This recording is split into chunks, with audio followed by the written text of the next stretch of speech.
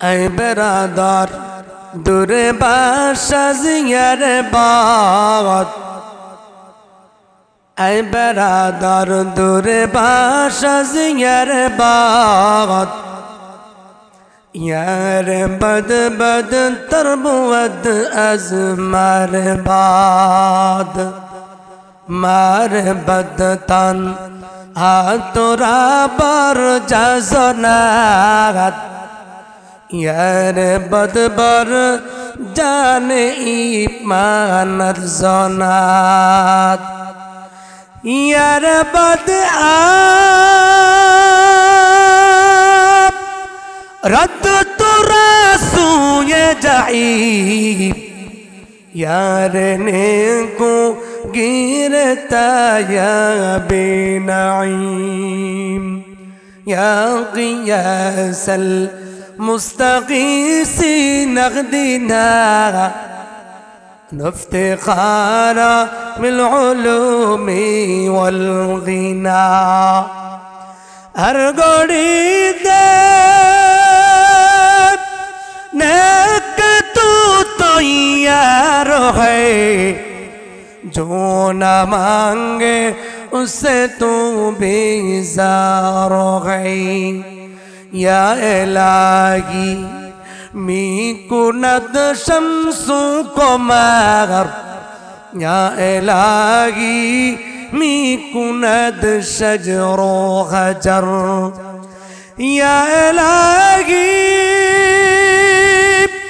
मी कुनद अर्दु समा या इलाही मी कुनद जवाहरा। রবিউল আউয়াল মাসে এই ধরার বুকে মুক্তির দিশারি মানবতার দূত রহমতের কান্ডারি বিশ্ব নবী হযরতে মুহাম্মদুর রাসূলুল্লাহ সাল্লাল্লাহু আলাইহি ওয়াসাল্লাম আগমন করেছেন।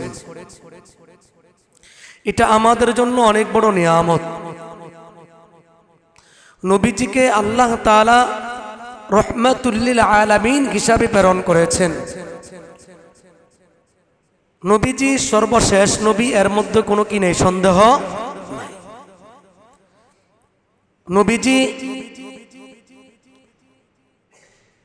রবিউল আউয়াল মাসে 9 রবিউল আউয়াল মতান্তরে 12 রবিউল আউয়াল সোমবার সুবহ সাদিকের সময় নবীজি জন্মগ্রহণ করেন। নবীজির আলোচনার আগে আজকের এই আলোচনা থেকে আমরা দুইটা অংশ বুঝব। একটা হলো নবীজির সিরাতুন নবী, নবীজির সিরাত, গোটা জিন্দেগি, নবীজির জীবনী, এটাকে বলা হয় সিরাতুন নবী। আর নবীজির জন্ম বৃত্তান্ত আলোচনা, এটাকে বলা হয় মিলাদুন নবী।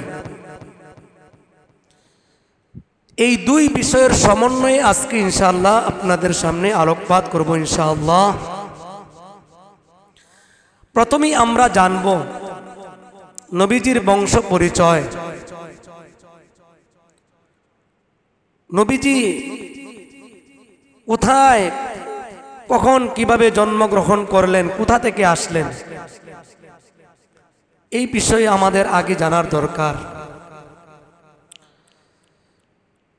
ইবনে হিশাম 1 নম্বর খণ্ড 142 নম্বর পৃষ্ঠায়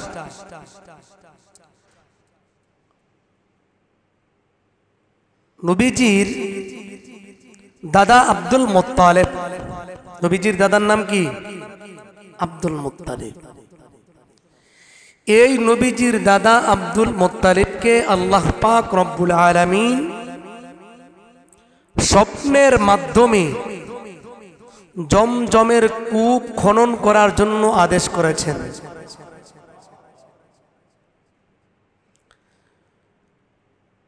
এটা ইবনে হিশামের বর্ণনা। আব্দুল মুত্তালিব ঘুমায়া আছেন, আল্লাহ তাআলা আদেশ করছেন ঘুমের ভিতরে কোন জায়গায় কিভাবে কূপ খনন করবে কোথায় খনন করবে এটাও আল্লাহ তাআলা নবীজির দাদা আব্দুল মুত্তালিবকে স্বপ্নের মাধ্যমে জানায় দিয়েছে। আলোচনা খুব খেয়াল করতে হবে।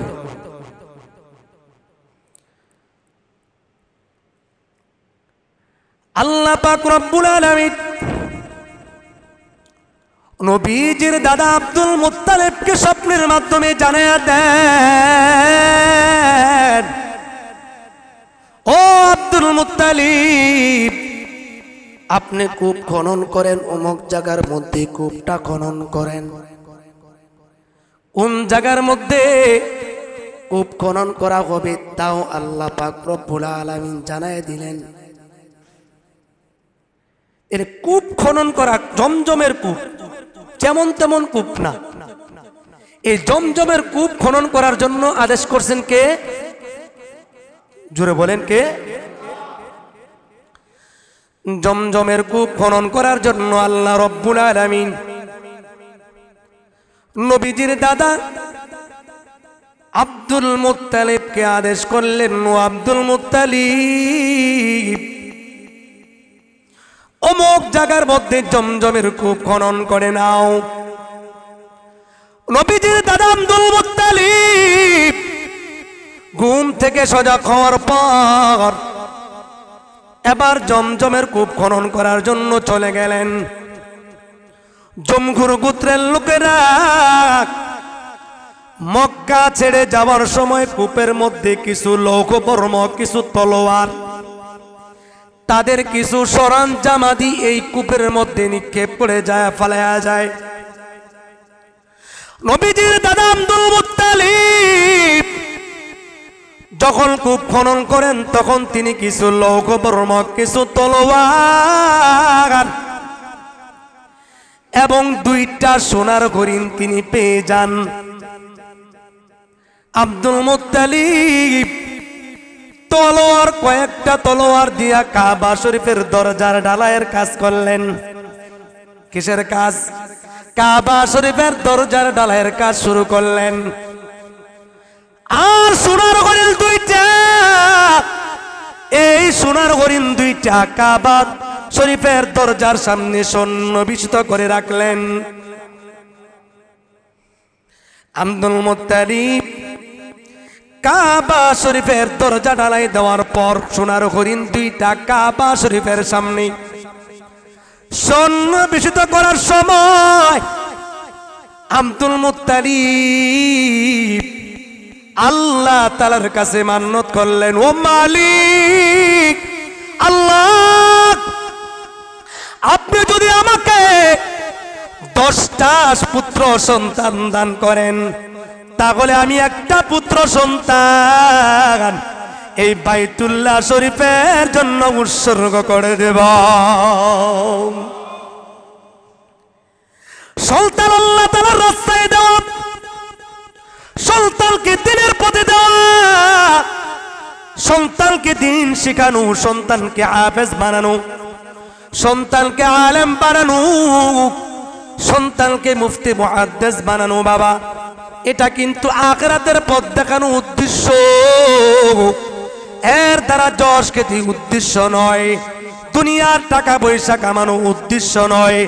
এই জন্য আমার আপনার একটা সন্তান যদি আল্লাহ তাআলার রাস্তায় চলে আসে, আমার আপনার একটা সন্তান যদি নামাজি হয়ে যায়, আমার আপনার সন্তান যদি মুত্তাকি হয়ে যায়, আল্লাহওয়ালা হয়ে যায়, বুজুর্গ হয়ে যায়, এর চাইতে পাওয়ার আর কিছুই থাকে না। কথা বলেন ঠিক কি না? একটি ছেলে আলেম হলে পড়বে কোরআন মৃত্যুকালে, একটি ছেলে আলেম হলে পড়বে কোরআন মৃত্যুকালে। ওরে তোমার জানাজার নামাজে, জানাজার নামাজে শরীক হয়ে পড়বে রে নামাজ, জান কবজের সময় তোমার হইবে রে আসান, জান কবজের সময় তোমার হইবে রে আসান। কোরআন শিখাও ছেলে মেয়েকে ওগে মুসলমান, কোরআন শিখাও ছেলে মেয়েকে ওগে মুসলমান। জান কবজের সময় তোমার হইবে রে আসান, জান কবজের সময় তোমার হইবে রে আসান। কথা বলেন ঠিক কিনা? আব্দুল মুত্তালিবের মান্যত অনুযায়ী আল্লাহ পাক রব্বুল আলামিন আব্দুল মুত্তালিবকে 10টি পুত্র সন্তান দান করেছি। কয়টি পুত্র সন্তান? 10টি পুত্র সন্তান মান্যত অনুযায়ী আল্লাহ পাক রব্বুল আলামিন পুত্র সন্তান দান করলেন 10টা। এবার পুত্র সন্তানগুলো ধীরে ধীরে ধীরে ধীরে বড় হইতে লাগলো। সন্তানেরা যখন বড় হইয়া গেল, আব্দুল মুত্তালিব একদিন পুত্র সন্তান সকলকে একত্রিত করার পর ডাক দিয়া বলি, ওরে আমার সন্তানেরা শোনো, তোমরা যখন জন্মগ্রহণ করো না, আমি আল্লাহ তাআলার কাছে মান্নত করেছি, ও মালিক আমাকে যদি 10টা পুত্র সন্তান দান করো, আমি একটা পুত্র সন্তান বাইতুল্লাহর জন্য উৎসর্গ করে দেব। ওরে সন্তানেরা, আল্লাহ তাআলা তো তোমাদেরকে আমাকে দান করলেন, তোমরা 10 ভাই হয়েছ, আমি যে মান্নত করেছি এই মান্নতটা তো আমার পূরণ করার দরকার। এবার পুত্র সন্তান সবাই ডাক দিয়া কয়, বাবা আমরা সবাই আল্লাহ তাআলার বাইতুল্লাহর জন্য উৎসর্গ হয়ে যাওয়ার জন্য তৈরি আছি।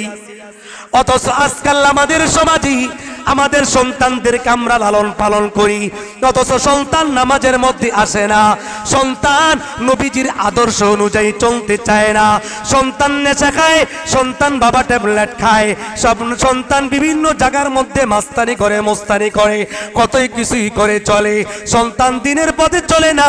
আমাদের মধ্যে কোনো প্রকারের আফসোস নাই, দুঃখ নাই। আজকাল আমাদের সমাজে এমন অবস্থা আছে না নাই? অথচ আব্দুল মুত্তালিবের সন্তান 10 জন সন্তানের মধ্যে একজন সন্তানের নাম হলো আবু তালেব, আর একজনের সন্তানের নাম হলো আব্দুল্লাহ। নবীজির পিতার নাম আব্দুল্লাহ। এই আব্দুল্লাহকে আব্দুল মুত্তালিব অনেক মহব্বত করত, আদর করত। এবার আব্দুল মুত্তালিব 10 জন পুত্র সন্তানের মধ্যে লটারি দিয়া দিলেন। সবাইকে তো আর বাইতুল্লাহ শরীফের জন্য উৎসর্গ করা যায় না। এবার আব্দুল মুত্তালিব পুত্রদের মধ্যে লটারি দিয়া দিলেন। এই লটারির মধ্যে নবীজির পিতা আব্দুল্লাহর নামটা সাথে সাথে চলে আসে। আওয়াজ করে বলি সুবহানাল্লাহ। নবীজির পিতা আব্দুল্লাহকে নিয়ে এবার আব্দুল মুত্তালিব চলতে শুরু করছে কাবার প্রান্তরে চলতে শুরু করলেন। প্রতিমধ্যে নবীজির চাচা আবু তালেব ডাক দিয়া কয়, সঙ্গে আরো অনেকে ডাক দিয়া কয়, বাবা আপনি আব্দুল্লাহকে এইভাবে কাবা শরীফের দিকে নিয়ে যায়েন না, আপনি আব্দুল্লাহর পরিবর্তে 10টা উট আল্লাহ তাআলার নামে কুরবানি করেন। সুবহানাল্লাহ বলবেন না? আব্দুল্লাহর পরিবর্তে 10টা উট আল্লাহ তাআলার রাস্তায় কুরবানি করেন। এত যদি আল্লাহ তাআলা খুশি না হয়, তারপরে আরো 10টা কুরবানি করেন। এত যদি আল্লাহ তাআলা খুশি না হয়, আরো 10টা উট আল্লাহ তাআলার নামে কুরবানি করেন, আল্লাহ তাআলার রাস্তায় কুরবানি করেন। যতক্ষণ পর্যন্ত আল্লাহ রাব্বুল আলামিন যতক্ষণ পর্যন্ত খুশি না হবে, ততক্ষণ পর্যন্ত আল্লাহ তাআলার রাস্তায় কুরবানি করতে থাকেন। আব্দুল মুত্তালিব পুত্রদের কথা অনুযায়ী এবার আল্লাহ তাআলার রাস্তায় 10টা উট কুরবানি করলেন, হইল না। আবার 10টা করলেন, হইল না। এভাবে করতে করতে 100 উট আল্লাহ তাআলার রাস্তায় কুরবানি করে। আওয়াজ করে বলি সুবহানাল্লাহ।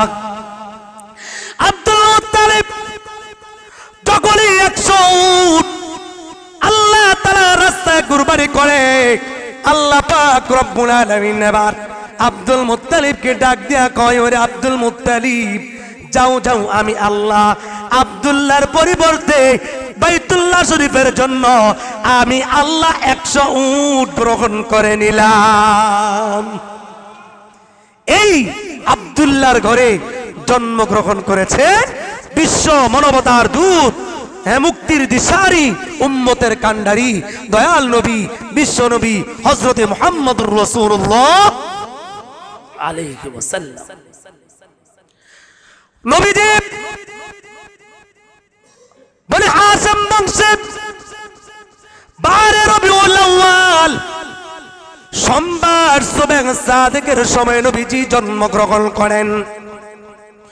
মুসনাদে আহমদের 4 নম্বর খণ্ড 127 নম্বর পৃষ্ঠায় ইবনে সাদ বর্ণনা করেন, নবীজির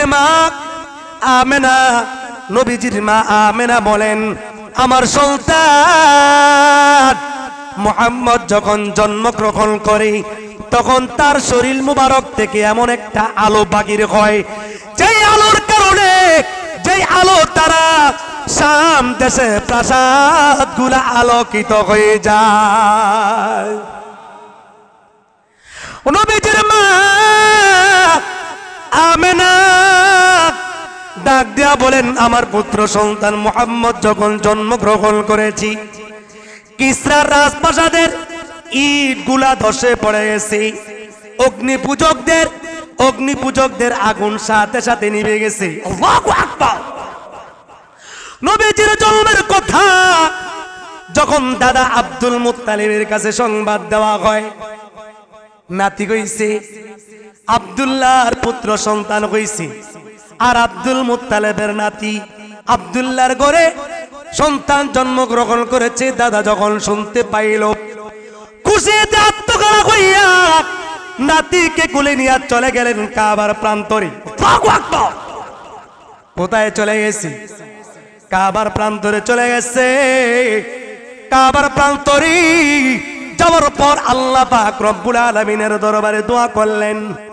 এই জন্য বাবা, সন্তান হইলে আল্লাহ তাআলার রাস্তায় আল্লাহ তাআলার দরবারে দোয়া করা, আল্লাহ তাআলার দরবারে সেজদা দেওয়া, মালিকের দরবারে শুকরিয়া আদায় করা। কিন্তু আমরা করি না, কিন্তু আমাদের বুঝার অনেক কমতি আছে। আমরা এই সমস্ত কাজগুলা করতেও চাই না, বুঝতেও চাই না। নবীজির দাদা আব্দুল মুত্তালিব নবীজিকে নিয়ে যখন কাবার প্রান্তরে চলে গেল, মালিকের দরবারে শুকরিয়া আদায় করলো। মালিকের দরবারে শুকরিয়া আদায় করার পর নবীজির নাম রেখে দিলেন মুহাম্মদ। নবী মোর পরশমণি, নবী মোর সোনার খনি, নবী নাম জপে যেজন সেই তো দু জাহানের ধনী। নবী মোর পরশমণি, নবী মোর সোনার খনি, নবী নাম জপে যেজন সেই তো দু জাহানের ধনী। আওয়াজ করে বলেন আল্লাহু আকবার।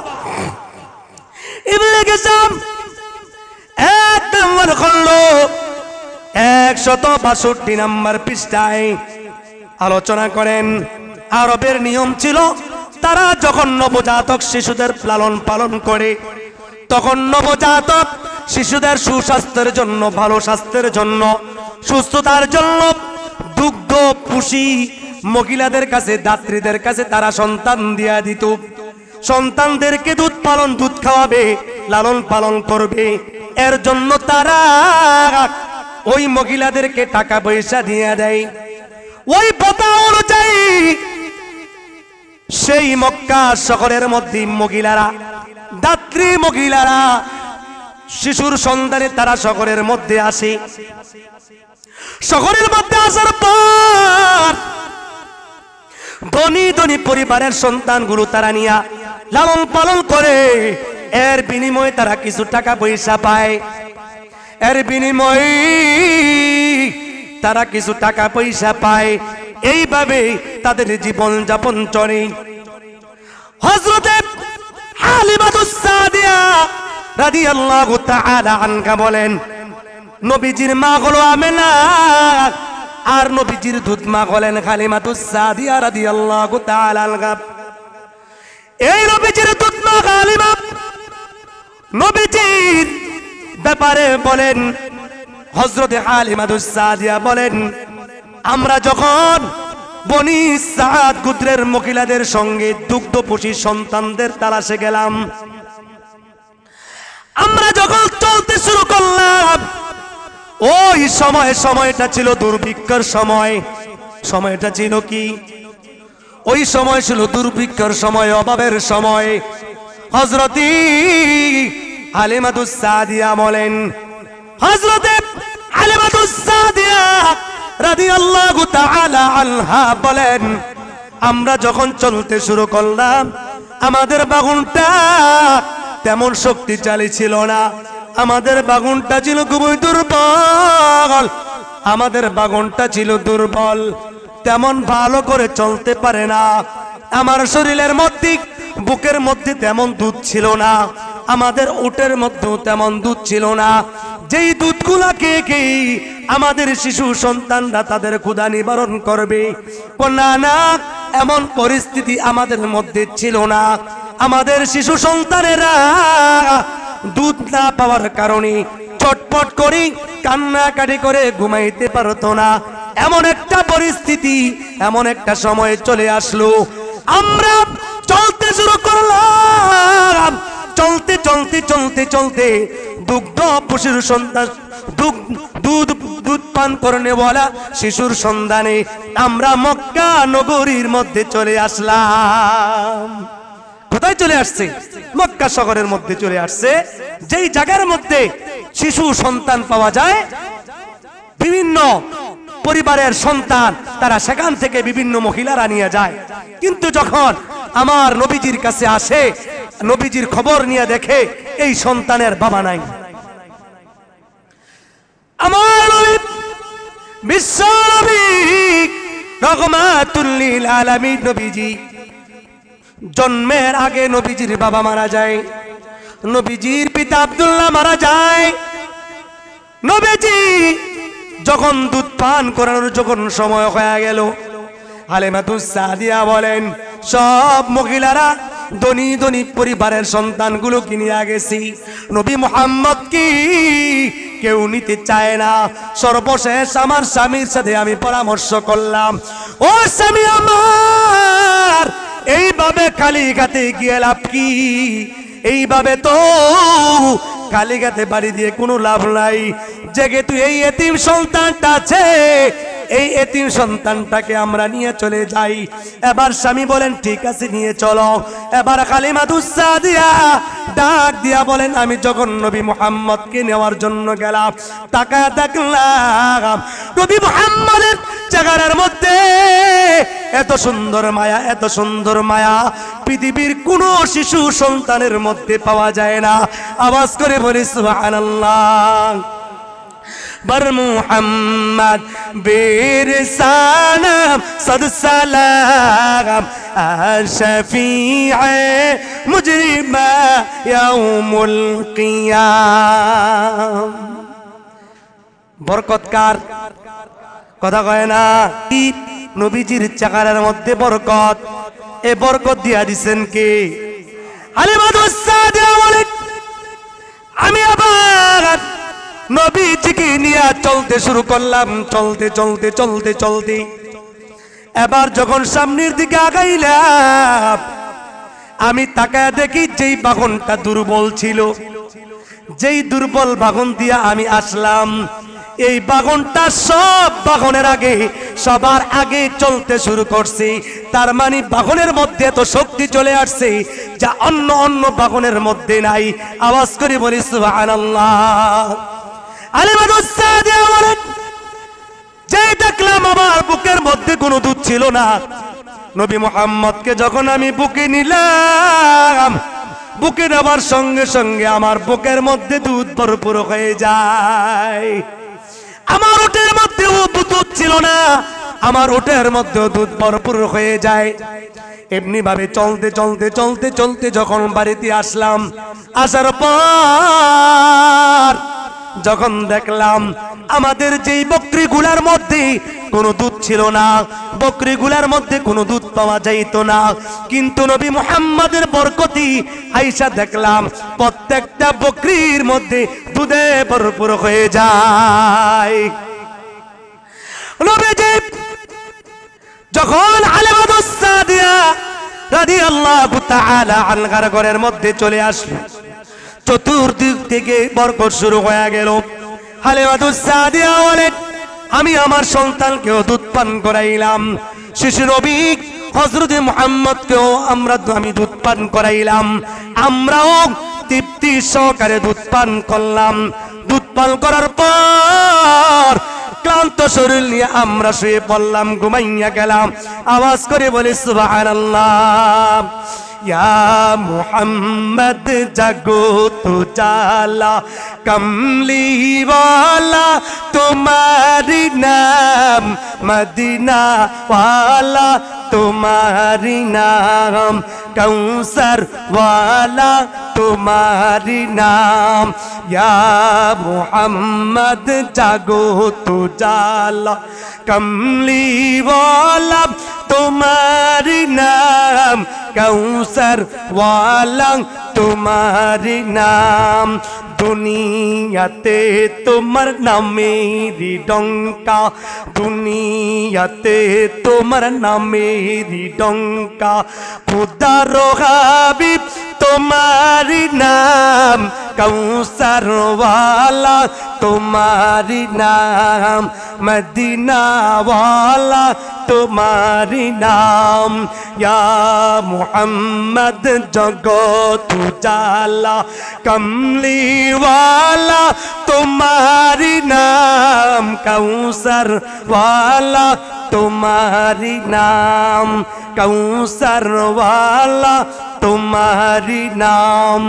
এই পৃথিবীতে শ্রেষ্ঠ সেরা মোহামালব तुम्हारी नाम, मदीना वाला तुम्हारी नाम, कौसर वाला तुम्हारी नाम। बोलें या मुहम्मद जगत उजाला कमली वाला तुम्हारी नाम, मदीना वाला तुम्हारी नाम, कौसर वाला तुम्हारी नाम।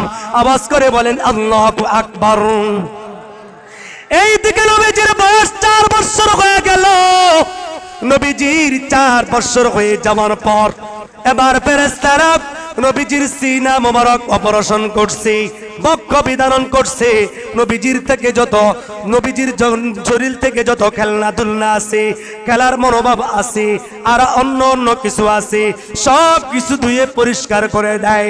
নবীজির মা আমেনা এদিকে ইচ্ছা পোষণ করলেন নবীজির বাবা আব্দুল্লাহর কবরটা জিয়ারত করবে, স্বামীর কবর জিয়ারত করার জন্য মদিনায় যাবে।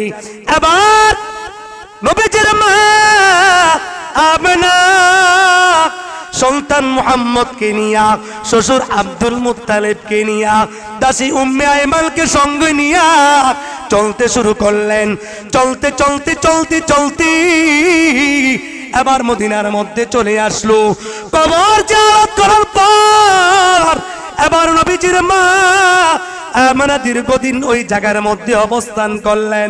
অবস্থান করার পর আবার যখন মদিনা থেকে মক্কায় রওনা হইলেন, প্রতিমধ্যে মক্কা এবং মদিনার মাঝামাঝি সময় আইসা নবীজির মা আমেনা অসুস্থ হইয়া পড়লেন। নবীজির মা আমেনা গুরুতর অসুস্থ হওয়ার পর ওই সময় নবীজির মা আমেনা দুনিয়া থেকে বিদায় নেন। এবার নবীজি আমার 6 বছর বয়সে নবীজির বাবা খান, 6 বছর বয়সে নবীজির মা হারান। জন্মের আগে নবীজি বাবা হারান। নবীজি আমার নবীজি এতিম, এতিম নবীজি আবার দাদা আব্দুল মুত্তালিবের কাছে ডাকতে শুরু করলেন। নবীজির দাদা আব্দুল মুত্তালিব, নবীজির বয়স যখন 8 বছর হয়ে যায়, 8 বছরের মাথায় নবীজির দাদা আব্দুল মুত্তালিব মারা যায় এবং এবার নবীজি চাচা আবু তালেবের সঙ্গে থাকতে শুরু করলেন। চাচা আবু তালেবের সঙ্গে থাকতে থাকতে যখন নবীজির বয়স 12 বছর হয়ে যায়, চতুর্দিক থেকে নবীজির বিশ্বস্ততা প্রচার প্রসার হয়ে যায়। নবীজি এখন সিদ্দিক আকবর, নবীজি আবার রহমতুল লিল আলামিন, নবীজি আবার সারা দুনিয়ার পৃথিবীর মানুষের কাছে মক্কা নগরীর মধ্যে শুরু হয়ে গেল একজন বিশ্বস্ত মানুষ। আওয়াজ করে বলেন সুবহানাল্লাহ। নবীজি 12 বছর বয়সে উপাধি হয়ে গেলেন, উপাধি পেয়ে গেলেন আলামিন, সাইয়্যিদুল আলামিন। নবীজি একজন সাদিকিন, নবীজি সিদ্দিকিন, নবীজি একজন বিশ্বস্ত মানুষ। এবার বিশ্বস্ত যেহেতু আবু তালেব চিন্তা করলেন, ভাতিজা যেহেতু বিশ্বস্ত, আমার ব্যবসা বাণিজ্যের মধ্যে যদি আমার ভাতিজাকে রাখি তাহলে মনে হয় বরকত পামু, আবার লাভবানও হমু। কথা বলেন ঠিক কিনা? ব্যবসা বাণিজ্যের মধ্যে যারা ব্যবসা বাণিজ্য করেন, ব্যবসার ক্ষেত্রে বিশ্বস্ত মানুষের দরকার আসে না, কারণ বিশ্বস্ত মানুষ ছাড়া ব্যবসার মধ্যে উন্নতি।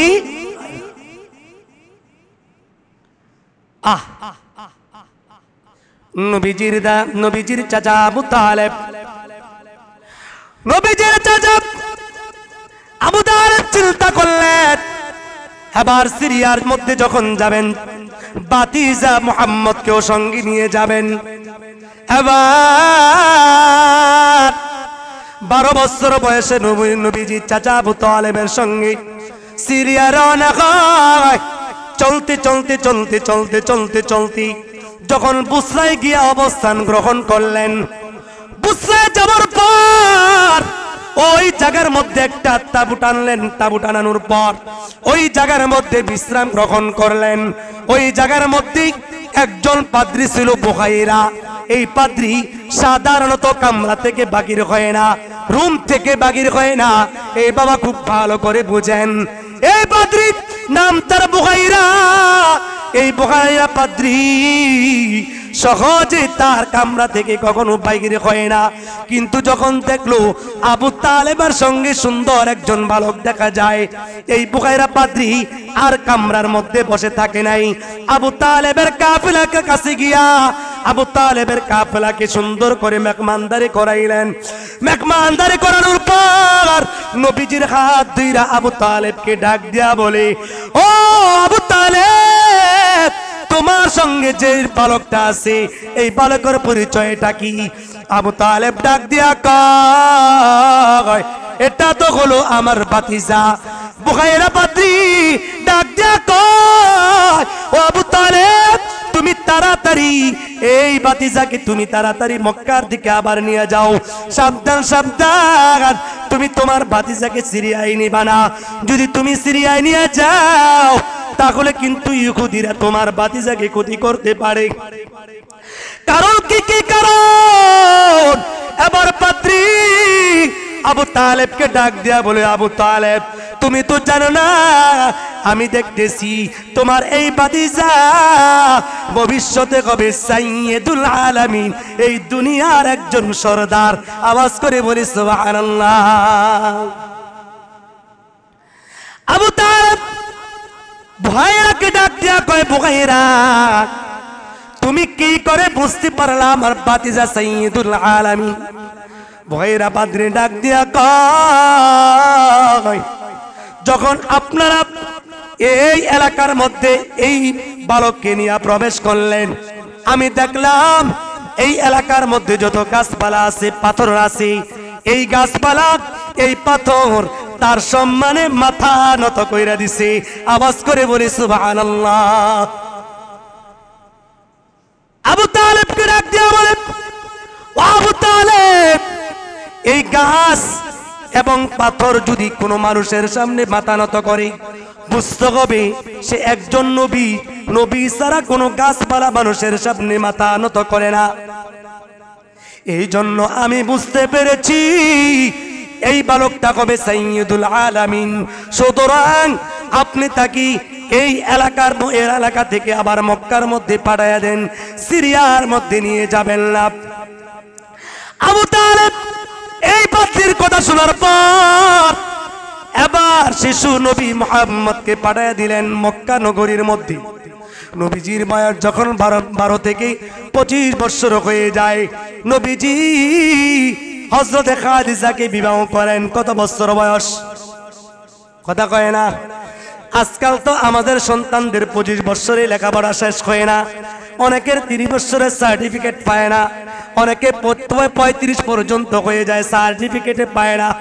সার্টিফিকেট তালাশ করতে করতে করতে করতে 35 বছর হয়ে যায়, বিবাহের কোনো নামগন্ধ নাই। কথা বলেন ঠিক কিনা? তো ভালো একটা চাকরি পায় লই, ভালো একটা জব করে নেই, এরপরে বিয়া শাদী করবো। কিন্তু না না, গুনাহ থেকে বাঁচবার জন্য যত তাড়াতাড়ি বিবাহ করা যায় এটা হবে একজন মুমিনের উচিত। আল্লাহর পয়গম্বর নবীজি 25 বছর বয়সে বিবাহ করলেন হযরতে খাদিজাকে। হযরতে খাদিজার ঘরে 6 জন সন্তান জন্মগ্রহণ করে। কয়জন? 6 জন সন্তানের মধ্যে 2 জন পুত্র সন্তান। একজনের নাম হলো আবু তাহের, আর একজনের নাম হলো আবুল কাসেম। নবীজির এই 2 পুত্র সন্তান শৈশবেই মারা যায়। নবীজির ঘরে, নবীজির স্ত্রী হযরতে খাদিজার ঘরে 4 জন কন্যা সন্তান জন্মগ্রহণ করে। একজনের নাম হলো হযরতে জয়নব, আর একজনের নাম হলো হযরতে রুকাইয়া, আর একজনের নাম হলো উম্মে কুলসুম, আর একজনের নাম হলো হযরতে ফাতেমা রাদিয়াল্লাহু তাআলা আনহা। কয়জন? এই 4 জনের মধ্যে 3 জনেই নবীজি জীবদ্দশা অবস্থায় মারা যায়, আর হযরতে ফাতেমা নবীজির জন্মের 6 মাস পরে মারা যায়। এই ফাতেমার ব্যাপারে আল্লাহর পয়গম্বর বলছেন, এই হযরতে ফাতেমা জান্নাতি মহিলাদের সরদার হবে। আর এই ফাতেমার ঘরে আল্লাহ রাব্বুল আলামিন এমন 2 সন্তান দান করছেন, যেই 2 জন সন্তানের ব্যাপারে আল্লাহর পয়গম্বর বলছেন, আল হাসান ওয়াল হুসাইন সাইয়্যিদা শাবাবি আহলিল জান্নাহ। এই ফাতেমার ঘরে 2 জন সন্তান, একজন হলো হাসান আর একজন হলো হুসাইন। এই হাসান এবং হুসাইন 2 জনেই হবে জান্নাতি যুবকদের সরদার। আর আজকাল আমাদের যুবকদের অবস্থা কি হবে? সরদার, নেতা, সমাজের কি নেতা। আর আল হাসান এবং হুসাইন রাদিয়াল্লাহু তাআলা আনহুমা 2 জন হবে জান্নাতের নেতা। সুবহানাল্লাহ। এই জন্য কোন নেতা হইলে ভালো, হ্যাঁ, কোন কাজ করলে ভালো, এটা আমাদের বুঝতে হবে, সঠিকটা জানতে হবে। সত্যকে সত্য বলা, মিথ্যাকে মিথ্যাই বলা। মিথ্যা বলতে গেলে যদি বিপদ আসে, মিথ্যা বলতে গেলে যদিও জান দিতে হয়, জীবন দিতে হয়, তারপরে মিথ্যাকে মিথ্যাই বলতে হবে, সত্যকে সত্যই বলতে হবে। কথা বলেন ঠিক কিনা? এই জন্য সরদার হতে হবে, নেতা হতে হবে সৎ, সৎ, বিশ্বস্ত, তাহলে সফলতা আসবে।